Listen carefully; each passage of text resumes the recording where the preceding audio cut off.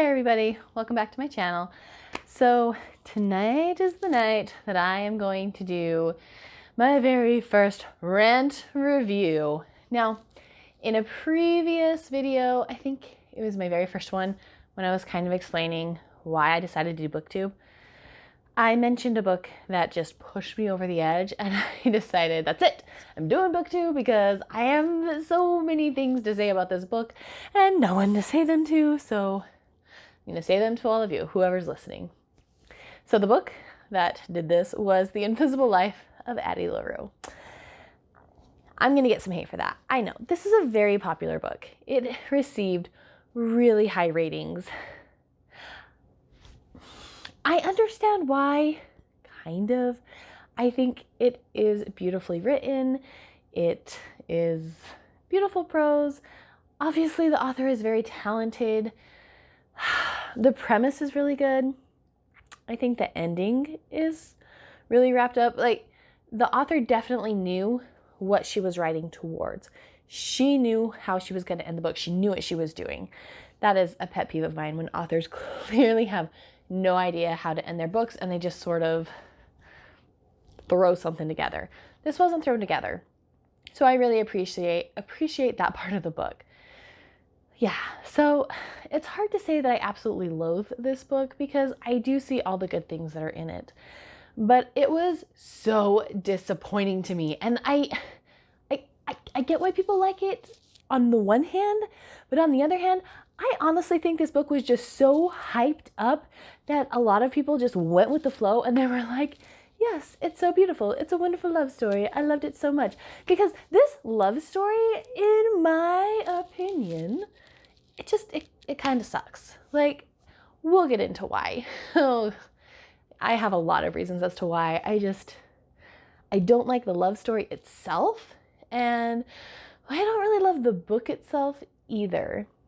Okay, so Addie Larue, for those of you who don't know, but fairly certain most of you do, because I think most people watch a rant review because they're looking for someone who can validate their feelings about how they felt about a book. But anyways, Addie Larue is a story about a girl who has eternal life, but there's a twist. No one can remember her. So she's doomed to walk the earth forever if she so chooses to continue to live, but she will never have an actual real connection or love or any of those things that are pretty important to us as humans, that make us human, basically. No one can remember her. As soon as she's out of their sight, they forget her. As soon as the door closes, they turn their back. She is no longer in their memory. So this was a premise that I was very intrigued by, especially because I knew the love story was that she meets a boy who finally can remember who she is. Okay, so that's pretty much it for the non-spoilery part of the review. I will just say, in case you don't want spoilers, I can summarize it as I don't like the characters. It was pretty boring. It took forever to get where it was going. The main love interest just was not the focus of the romance, when if that's the main romance that you are shipping as the author, I feel like it maybe should have had some more effort put into it. And the romance itself, there was a lot of flaws within it. Okay, that sort of summarizes a lot of the feelings I have about it. So if you don't want any of the spoilers, you can leave now. But if you're ready for some hands in the air, stay tuned. Okay, so let's just start off with the main character herself, Addie. Oh my goodness, this character is so boring. She is bland, she is vanilla, whatever other words you want to use. But I just never really loved her. And the thing is, a part of the problem was, I feel like the author sort of set me up as a reader to fail because so many times in this book, the author has other characters talking about how amazing Addie is. She's the most amazing person I've ever met. You're the most amazing girl I've ever met. Even though, no one can remember her, she's still in that one tiny little bit of time that she meets them. You're so amazing.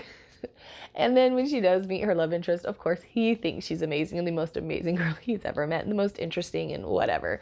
And granted, I'm sure it would be very interesting to meet someone who's lived for 300 years. She's had plenty of time to hone her skills and her knowledge, and she speaks several languages. Of course, she is an interesting person to talk to. But I mean, what really makes a person amazing? Is it just that they're interesting, or is it what they do, like who they really are at their core? And Addie, to me, at the core of who she is, she's just kind of selfish and self-centered and doesn't really do much with what she has. So let's get into this a little bit. Addie has been given the gift of eternal life. Well, the gift and the curse. Technically, she kind of cursed herself because she told the darkness, don't want to be owned by anyone. I want to be free. I want to live. And technically, he gave her everything she asked for. But I mean, he does have some say as to how he fulfills the bargain. So he definitely was doing a douche move by setting it up in a way that she would be as miserable as possible with her eternal life. But he's the darkness, and he's in the business of getting people's souls, and he can't have her soul until she is sick of living and is ready to give it up to him. So, I mean, what was she expecting? I don't know. It's kind of one of those things where, do you blame him? Well, yeah, he's the darkness, so sure, you can blame him. But at the same time, it is kind of your fault because you did sort of say that that's what you wanted, and you did kind of get exactly what you said you wanted. Anyways, not important. That's not the reason why I dislike her. It's just that she's always kind of trying to make a difference, but not really she's not trying to make the world a better place. She's just trying to make something happen so that people are able to remember her, who she is. She's trying to leave a mark because she can't leave a mark. And she's desperately trying to find a way to make it so that somehow the world will remember who she is. And she does this by inspiring artists because she's so beautiful and amazing. And she has 7 freckles. Anyways, that's basically the most of what she does is she inspires artists. She gets a guy to write a song. That's pretty much about her. And then in the end, yeah, we're doing spoilers. Henry is inspired to write a book all about her. In fact, it's so much about her, he doesn't even put his name on the title as the author. And she's like, oh, so happy about it. But if she really loved Henry, wouldn't she want him to get the credit for that book? I mean, it would still be about her. It would still be someone telling her story, and so in a way she'd be remembered. I don't know. It's so centered on Addie Larue when what has she done to deserve to be remembered? Let's think about this. Honestly, even though people can't remember you, it doesn't mean you can't do good things. It doesn't mean you can't try to make a difference. But I never see her actually trying to be heroic, except for one part of the story. She becomes a spy, and that is such a short part of the story, which is kind of the most interesting part of her history. Honestly, this is the part where I would want more details, and it's just kind of tells us she was, and then she's trapped, and the darkness has to help her get out. I mean, anyways, aside from that, the thing that really makes me sad about how boring her character is it could have gone so many places. What would happen if all of a sudden everybody in your life couldn't remember you? You lose everything. You lose all of your relationships. You lose your family, your friends, everything, and you lose the chance to ever have a real human connection again. What would that do to a person? It doesn't feel like it really changes Addie that much. She's kind of the same person she is in 2014 as she was in late 1700s when we first meet her. I don't know how much of an arc she really goes through. That's it. There's no character arc for Addie. Not really. You see her story, and kind of, the more boring parts in my opinion, but you don't really see her develop and become something greater than what she was. At the beginning, it's all about her, and at the end, it's still all about her. And so, for example, maybe she could have been one of the people who was, she's in France before the French Revolution. So she is seeing all of the corruption and the poverty and the hurt and all of those things. And in fact, she herself has been victim to this. Because no one can remember her, she has a hard time getting money and whatnot. And so when she's first starting out, just trying to figure out how to live this life that the darkness has cursed her with, she ends up having to become a prostitute. It's the only way she can find to be able to make money so that she can eat. And she can survive without eating, but she feels the pain of starvation, so it's not really a pleasant way to live. So obviously she wants to sustain herself. Now, this is devastating, I feel like, for someone to have to be put in a situation where they're forced to sell themselves when they don't actually want to do that. What kind of damage would that do to someone? Anyways, I actually kind of went on a tangent there. She's experienced the trauma of living in France during this time. So, I mean, what if she was part of inspiring people to start a revolution because she thought she was doing something good? And then that revolution turns so bloody and so deadly. And then she has this tragedy on her conscience of, what did I do? What was I part of? You know what I'm saying? And obviously that's a very specific idea, and I'm not the author. I mean, what? I guess I could just go write fanfic, but I'm not really a fan.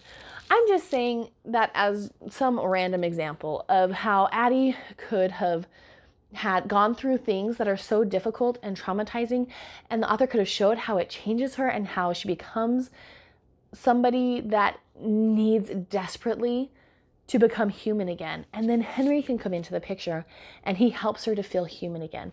Something like that. I don't know. It felt like it felt like nothing happens to her, not really, until she meets Henry. And then even then, the impact of having Henry in her life is so diluted because she hasn't really truly been affected. The author kind of casually mentions that Addie has gone insane or mad at some times or points in her life, but again, we never actually see it. It's just something we kind of know has happened because the author has told us. Why not show us? That's the interesting things, the parts where we really see the struggle she's gone through, in my opinion. Okay, now let's get to Henry himself and why this romance is kind of flawed. Because I was so intrigued by this idea of having Henry be the only person that could remember her. And I was like, ooh, this sounds like such a good romance. And only after I read the book did I realize this is a really tricky setup that if you're not aware of the pitfalls before you write it, you might fall into those pitfalls. And I think this book did. If Henry is the only person that can remember her besides the darkness, then he's kind of the only person that Addie could actually form a true and meaningful love with. Because she can't form a true, meaningful love with the darkness. I don't care what people say who were shipping that couple. He's the darkness, okay? We'll get into that, but he shouldn't ever have been a real, true option at happiness. Anyways, if someone is your only option, is that really romantic? Is it a fulfilling romance? I mean, how romantic is it to tell someone, hey, if you were the last human being on Earth, I would totally love you. Okay. If I was stranded on a desert island with you, I'd have your babies. Like, that's just not exactly music to my ears that I want to hear my husband tell me, or anybody. So, but it feels like this is kind of the setup you're given, because right, it's a love of convenience in many ways, and not just on Addie's part. This is kind of Henry's part too, because again, spoilers, he is also cursed with the darkness, and Addie is the only person who can actually see him for who he is and still love him. And so if she's the only girl that can actually love him for who he is, then how many choices does he have of a true and meaningful love? Okay, so that's the pitfall of the setup. You have to work really hard in this kind of a setup to make me believe as a reader that these two would have fallen madly and deeply in love with each other, even if they were not cursed and they were the only two people who could love each other. Honestly, I feel like if Addie's past flames were able to remember her, I don't know if she'd choose Henry. And this is beyond sad, because Henry's biggest insecurity, the whole reason why he sold his soul to the darkness, is he felt like he was never enough. He was never going to be the number one choice. There was always something lacking in him. And so kind of with Addie, I almost feel like that's still the case. He is only enough because nobody else can give her more. But if somebody else could remember her, I really, honestly, truly do not believe he would be her first choice. I just don't. I don't feel the chemistry between them. I don't feel the sparks. I feel a friendship maybe between them. And I feel this fascination from Henry towards Addie. I feel like he is truly fascinated with her. But like a deep emotional love, I don't necessarily feel that between them. And so as a romance, it just kind of falls flat. So then what are you left with? Because you have this really boring character, but an intriguing love story, which then ends up being not so intriguing. And the thing is, this too could have been fixed in a way. So much of this book is spent on other love interests that Addie has had. It ends up diluting from her and Henry's love story, whereas those stories could have added to her and Henry's. The only thing that telling the reader over and over and over again about all of the love affairs that Addie has had, so because, you know, she meets somebody if she really likes them and they end up falling for her on that first day, they end up sleeping together, and then she tries it again and again and again, so she can be with the same person for a fairly good amount of time, a month or so, and she can start to develop something of a relationship. Even though they can't remember her, she at least is developing feelings for them. So she just sleeps with them a bunch of times, and then she starts to feel it's too painful being the only person who can remember in the relationship, and so she eventually leaves and moves on to something else or someone else. I'm not judging her for doing this. If you're alone and you can never have a human connection, it's actually kind of makes sense for that person to be, you know, being desperate to make any connection you can. The problem is, Henry feels like he's not different than anybody else that she meets, that she's desperate to make a connection with. She basically sleeps with him on the first date. I mean, I guess she's technically known him for 3 days because she met him once in the bookstore. Then he remembers her, and they go for coffee, and he asks her out on a date. And then on that date, at the end, they sleep together. It just doesn't feel like it's special. Again, this is not a judgment towards Addie herself for doing these actions. All I'm saying is there's nothing special about her and Henry's relationship, aside from the fact that they are able to love and remember each other. There's nothing else to that, and I feel like there needs to be something more to make me believe that this is something that would last if they weren't cursed. And I need to believe that this is something that would last if they're not cursed for me to actually care deeply about this romance, and to care deeply about what happens to them, and to make the ending more meaningful. Oh, anyways, glad I got all of that out. All right, other things about the book that I'm just like not sold on. There's a lot of confusion to me about who the darkness actually is. I think the author kept this vague on purpose, but the problem is the darkness becomes one of Addie's love interests, and I'm kind of like, so if the darkness is her love interest, I need to know exactly like what he is so I know how to feel about this. Because if the darkness is essentially the devil type character who is desperately getting people to sell them his soul because he wants people to be miserable and he wants to trap them in hell, I really hate this guy. Like, you can't redeem somebody like that.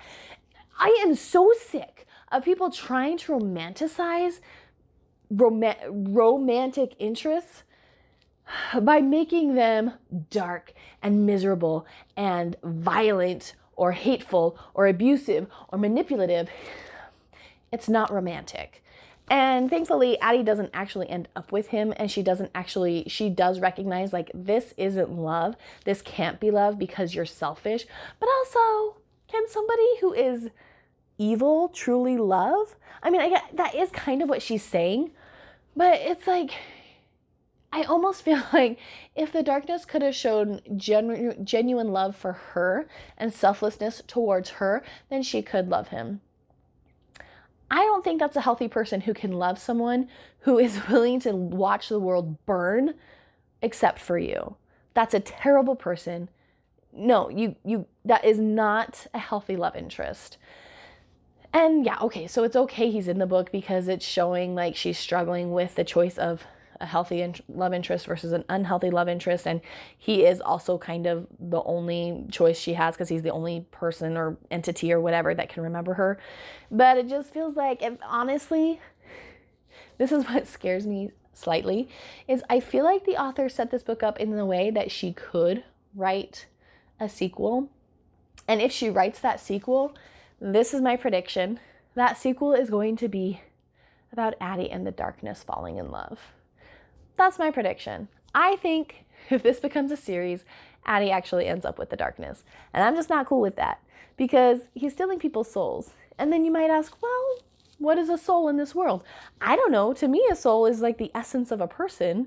And if you trap a person's soul, you're basically trapping that person and dooming them for eternity.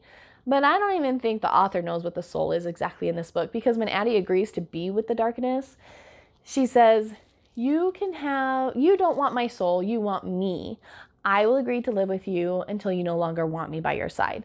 So basically, what is her soul? If it's not her and who she is, I don't know what it is. I don't know why he wants it. If it's so important, I don't know why the other gods aren't trying to get people's souls. I don't know why he's the only god out there trying to snatch souls. I don't know exactly what's going on with these gods, these ancient gods. And it's never explained. Another reason why I almost kind of think this is being set up to be a series, because not a lot of that is really gone into. I mean, it's a standalone. It's totally done as a standalone and can be a standalone, but it definitely has some things that she's written in there that make me feel like she kind of wants it to be a series. Anyways, okay, I think that's about it for my ranting. I could probably go on about some other things that bothered me, but we'll just leave it there because this is getting really long. I'm getting out of breath because I'm getting so worked up. Essentially, this book was overhyped. It was sold as this romance, but it fails as a romance. It fails as an interesting book, in my opinion. And there you have it. Bye. See you later.